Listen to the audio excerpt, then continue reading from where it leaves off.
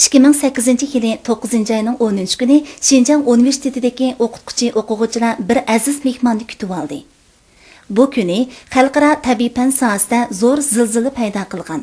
Hozir Amerikada tadqiqot bilan shug'ullanayotgan biologiya olimi doktor Shuhrat Mutallib Şinjan Üniversitesining taklifi bilan bu maktabga kelib, o'quvchi-o'quvchilarga o'zining xalqaroda zo'r utuqqa erishgan tadqiqot natijasi bo'lgan turalma g'o'l hujayra tadqiqoti to'g'risida mo'l mazmun va yuqori ilmiy qimmatga ega ilmiy leksiya so'zildi.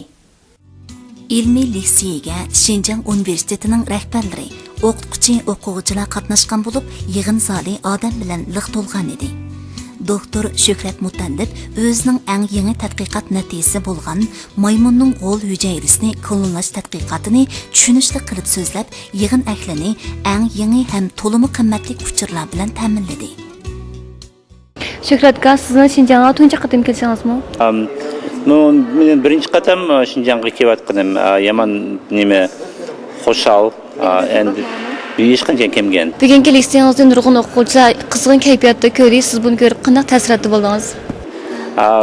Endi bugun men ko'rib shuncha nurg'un studentlarni teg'im xushal bo'ldim. Shu albatta deb aytdim, mening mana shu eng yaxshi kunim 47 yil umrimda.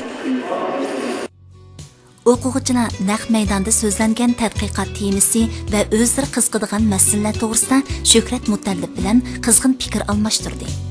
Bir tarafdan o'quvchilarning ingliz tilida ravon so'ragan savollari olimning qiziqishini qo'zg'asa, yana bir tarafdan olimning ularga bergan tushunishlik ham qiziqarli javoblari zal ichi kayfiyatini yuqori pallaga ko'taribdi.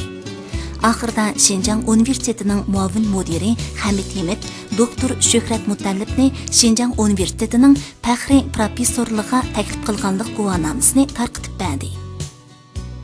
Şinjan Üniversitesining o'zimi mamlakat tarziga cho'ng maktab bo'lgandan albatta bizmi xalqarodagi mushuna tangli shaxslar bilan ilmiy jihatga muhokama qilib qolsak, mushu soha tadqiqotni bir daraja yuqori ko'tarsak degan mushundaq fikrda. Endi bu turdan tortib bu odamning natijalarini anglagandan keyin bizda bir istak bo'ldi. Mush odamni bir chaqirib agalamizmi deb. Biz bu yil yozda bu kishiga taklif etdik. Taklif etgandan keyin o'zim nihoyat qizg'inlik bilan qabul qildi.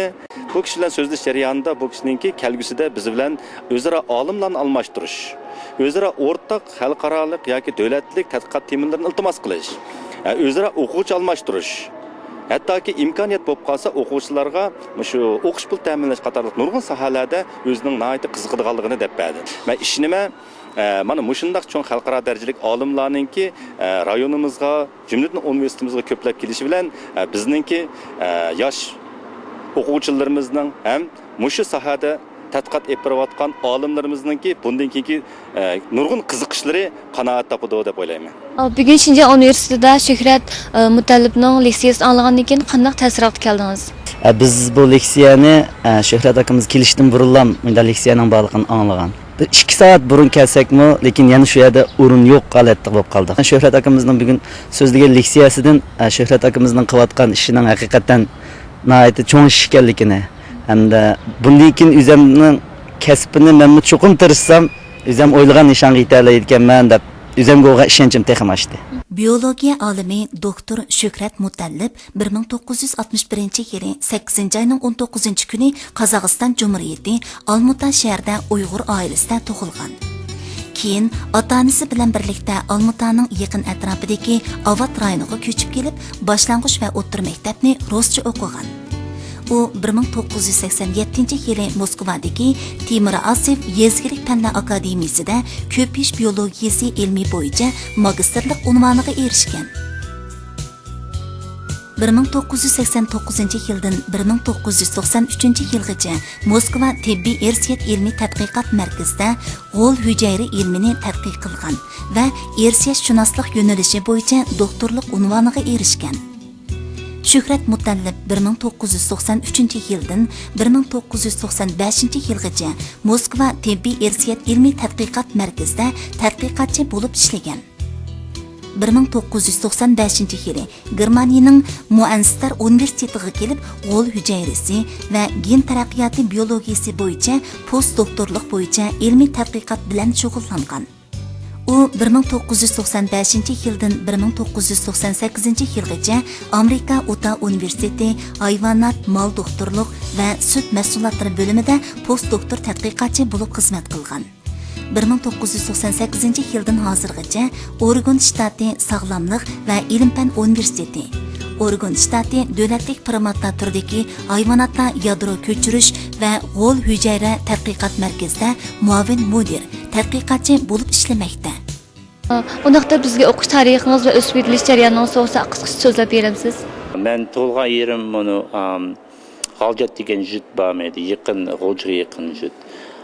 Ishada men tug'ilib 7 yoshgacha momamning babamning qo'lida turgan. Maktabda o'qiyotganda biologiyani shunday yaxshi ko'rdim. Nurg'un o'qitdim, yozgan kitoblarni shu vaqtda deb shu Nimbus Science ishlasam deb xastim bo'ldi. Men 79-yili graduate schoolga tushib, shu vaqtda men studentni shu vaqtda men shu nimani boshlagan. Hozir ishlayotgan temalarimni. Doktor Shuhrat Mutallib 10 necha yildan buyon turalma g'o'l hujayra ilmida tadqiqot elib berayotgan bo'lib, u rahbarlik qilayotgan tadqiqot guruhi hujayra yadrosini ko'chirish texnikasidan foydalanib, maymun turalmasini muvaffaqiyatli klonlab chiqqan. Turlar klassifikatsiyasida maymun odamga o'xshash primatga, ya'ni yuqori darajalik sut emguvchi hayvonga tava. Bu olimlarning tunji qatim primatlar turidagi hayvonotlarning turalmasini klonlab chiqishidir. Olim Shuhrat Mutallib yetakchilik qilgan tadqiqot guruhi 10 yoshlik resus makak maymunning turalmasini muvaffaqiyatli klonlab chiqqan. Hamda 20 klon turalmasidan 2 turkum turalma g'o'l hujayrasini muvaffaqiyatli yetishtirib chiqqan. Ular yana tajribaxonada klon turalmasidan yetilgan maymunning yurak hujayrasi va miya nervlarini yetishtirib chiqqan. İlgari klon sahasidagilar birdek primatlar g'o'l hujayrasini klonlashda büsüp o'tkilib bo'lmaydigan to'saqqa deb qaragan edi. Doktor Shuhrat Mutallibning bu to'saqni büsüp o'tishi odam turalmasini klonlashni mumkinchilikka ega qildi. Shuhratga hozir o'zingiz ishlatgan tadqiqot temangizni bizga oddiy qilib qisqacha tunishtirib berasiz.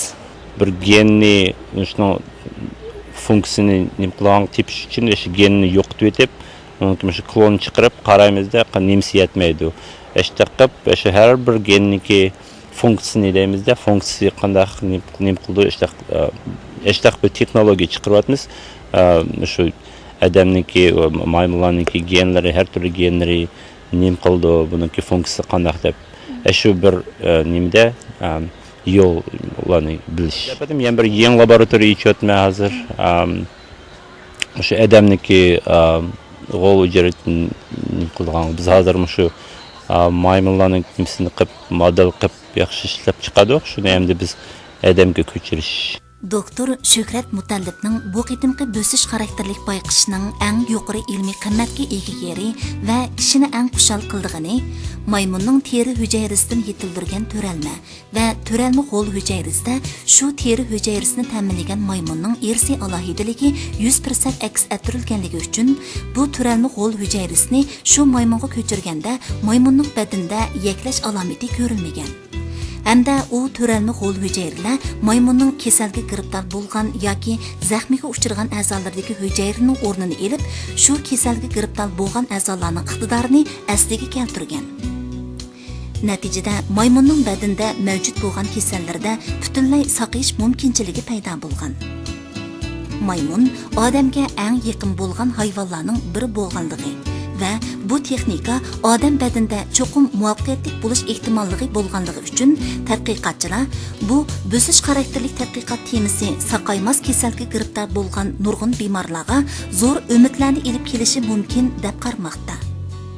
Dünya bo'yicha tabiiy fan sohasidagi eng nufuzli jurnal deb qaraladigan Angliya tabiat jurnalida doktor Shuhrat Mutallibning g'o'l hujayra tadqiqotidagi bo'sish xarakterlik ilmiy maqolasi e'lon qilingandan keyin dunyo tabiiy fan sohasida zo'r zilzila paydo qildi. Bu texnologiya chiqarishni hozir o'sha nurg'un odamniki og'riqlari bor, u og'riqlarga hozir hech qanday dori yo'q. Bu og'riqlar, shu Parkinson degan bir og'riqlar bor, uniki diabet degan og'riqlar. Buningga hech nima yo'qda, Mındaq dorilar bor, kichkina nimshi shu insulin yetmasa shu insulinni qo'shib beradigan. Biroq odamniki o'ziniki insulin chiqaradigan nimalari, hujayratlari qolmaganda, shu angashqa biz odamniki o'ziniki, shu terisiniki hujayratni elib, buni shu insulin chiqaradigan hujayrat qilib salsak, vaqtda bu odam saqiydi-da, doğru kerak emas, kundalik insulinni nimqmaydi. Taxminan qancha vaqtda 5-10 yilda amalga oshishi mumkin bu? Nurg'un boshqa og'riqlar yaqinroqdir shu Parkinson deydi, buni diabet deydi, shuni bir 5-10 yil ichida uningga yasab chiqaramiz. Boshqa bir og'riqlar bor, ular uzoqroq bo'lamdi. Buni bir nurg'un o'kunda aytdim sizga shu odamning qiyig'ini degini shu bizniki hujayratimiz nimsi qolmaganda shundaq. Shu angashqa bu qiyirganni qanday to'xtatamiz deganda shu g'ol hujayrat to'xtatiladi. Hozir shundaq texnologiya shundaq ildam nima qilyapti. Angashqa kim bildi? Kim bildi undan nimaroq bo'lamdi? Tezroq bo'lamdi deganimda. Doktor Shuhrat Mutallibning klon texnikasida muhim o'rin tutadigan g'ol hujayra tadqiqotidagi yangi natijasi Avstraliyada ochilgan g'ol hujayra tadqiqoti xalqaro ilmiy jamiyatining 5-navbatlik yig'inida tadqiqotchilar orasida zo'r g'ulg'ula qo'zg'adi. Navbatda doktor Shuhrat Mutallib yana tabiat jurnali va g'ol hujayra qatorliq dunyoga donliq ilm-fan jurnallarining muharrirlik vazifasini o'tamoqda. Şinjan Üniversitetiniki muallimler bilen, profesörler bilen görüşüp qadaq nime research qıvatqıdı bir yerde. Onun için şu balla yaman qızqıdı. Bana nurgun e-mail yazdı.